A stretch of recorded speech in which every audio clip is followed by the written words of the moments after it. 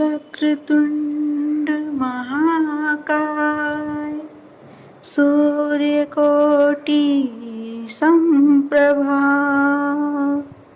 निर्विघ्नं कुरु मे देव सर्वकार्येषु सर्वदा।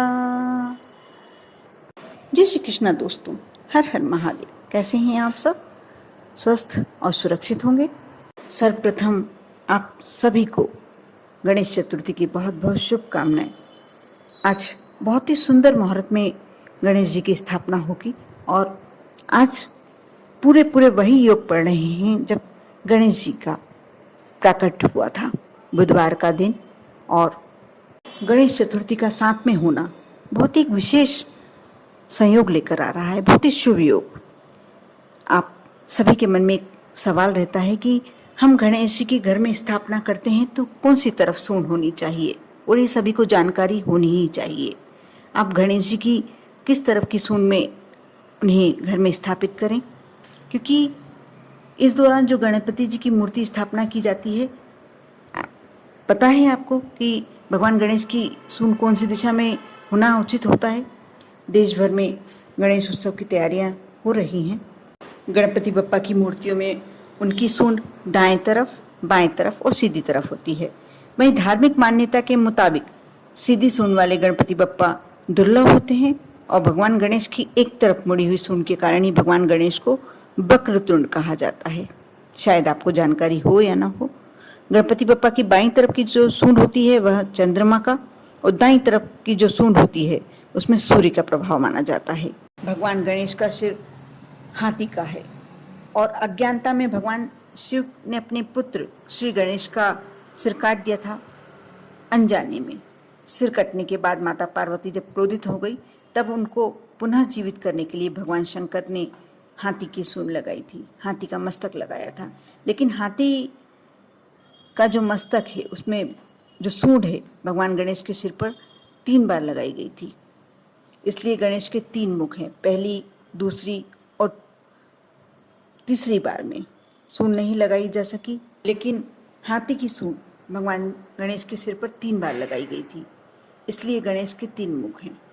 पहली और दूसरी बार में सूंड नहीं लगाई जा सकी, लेकिन तीसरी बार में लग गई। इसलिए भगवान गणेश जी के जो मुख होते हैं 3 ही होते हैं।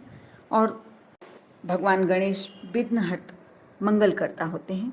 भगवान पूजा प्रतिष्ठा में उनका प्रथम आह्वान होता है। अगर घर के मुख्य दरवाजे पर आप लगाते हैं तो ध्यान रहे कि दक्षिण की तरफ जो उनकी सूंड होती है वह प्रतिमा लगाएं। वहीं जब आप घर के अंदर चौखट पर लगाते हैं तो बाईं दिशा वाली सूंड वाले गणेश जी को ही लगाएं। दरअसल कहा जाता है कि कहीं कहीं पर गणेश के साथ गौरी जी की भी पूजन होती है, तो जो बाईं तरफ भगवान गणेश की सूंड होती है उनकी माता की तरफ उनका आकर्षण रहता है। अक्सर श्री गणेश जी की प्रतिमा लाने से पूर्व, घर में स्थापना करने से पूर्व यह सवाल हम सबके सामने रहता है कि गणेश जी की कौन सी सूंड होनी चाहिए, दाईं तरफ या बाईं तरफ, यानी किस तरफ सूंड वाले गणेश जी पूजनीय होते हैं। जिस मूर्ति के सूंड का अग्रभाव जो होता है वह दाईं तरफ हो उसे दक्षिण मूर्ति या दक्षिणाभिमुखी मूर्ति कहते हैं। यहाँ दक्षिण का अर्थ है दक्षिण दिशा का या दाईं बाजू। दक्षिण दिशा यमलोक की ओर ले जाने वाली दिशा मानी जाती है। दाईं बाजू सूर्य नाड़ी की दिशा होती है, जो यमलोक की दिशा का सामना कर सकता है। वह शक्तिशाली होता है, वह जिसकी सूर्य नाड़ी कार्यरत होती है वह तेजस्वी भी होता है। इन दोनों अर्थों से दाईं सूंड वाले गणपति जी को जागृत माना जाता है। ऐसी मूर्ति की पूजा में कर्म कांड होना और पूजा विधि कर्मकांडी के सर्व नियमों का पालन करते हुए, यथार्थ पालन करते हुए आप घर में रख सकते हैं तो ही हो सकता है, और ये संभव नहीं होता। उससे सात्विकता बढ़ती है। वह दक्षिण दिशा से प्रसारित होने वाली रज लहरियों से कष्ट नहीं होता। जो दक्षिण मुखी मूर्ति होती है उसकी पूजा सामान्य पद्धति से नहीं की जा सकती, क्योंकि रज लहरियाँ जो दक्षिण दिशा से आती हैं, दक्षिण दिशा में यमलोक है जहाँ पाप पुण्य का हिसाब रखा जाता है। इसलिए ये बाजू अप्रिय होती है। यदि दक्षिण की ओर मुंह करके बैठे हुए या सोते हुए दक्षिण दिशा की ओर पैर रखें तो जैसी अनुभूति मृत्यु के पश्चात अथवा मृत्यु पूर्व जीवित अवस्था में होती है, वैसी ही स्थिति दक्षिणमुखी गणेश जी की पूजन करने से होने लगती है। विधि विधान से पूजन ना होने पर ये गणेश जी रुष्ट हो जाते हैं और इसका आपको कहीं ना कहीं कष्ट भोगना पड़ सकता है। जिस मूर्ति में सूंड के अग्रभाग को बाईं की तरफ मोड़ा गया हो उसे वामांगी मुखी कहा जाता है।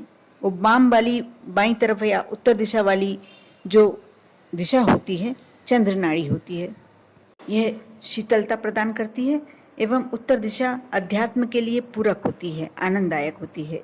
इसलिए पूजा में अधिकतर वाम मुखी गणपति जी की मूर्ति रखी जाती है। इसकी पूजा बहुत ही सादी पद्धति से की जाती है। इन गणेश जी को गृहस्थ जीवन के लिए शुभ माना गया है। इन्हें विशेष विधि विधान की जरूरत नहीं लगती, ये शीघ्र प्रसन्न होते हैं। थोड़े से में ही संतुष्ट हो जाने वाले वाममुखी होते हैं, त्रुटियों पर क्षमा भी कर देते हैं।